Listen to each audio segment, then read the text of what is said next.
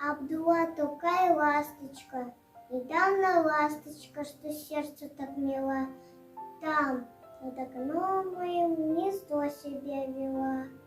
Таскала глину в остром клювике своем, из глины строила она красивый ком. Крутилась долго, зайдя с легкий кров, а после вывела хорошеньких птенцов. Чтобы сыта была вся птичья детвора, жучков и мошек мать приносит им с утра.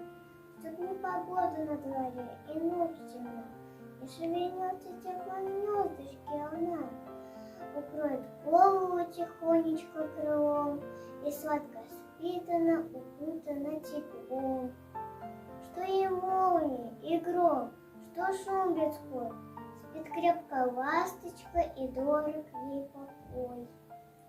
Чтоб не случилось на земле, ей нет забот, она и клювиком своим не поведет.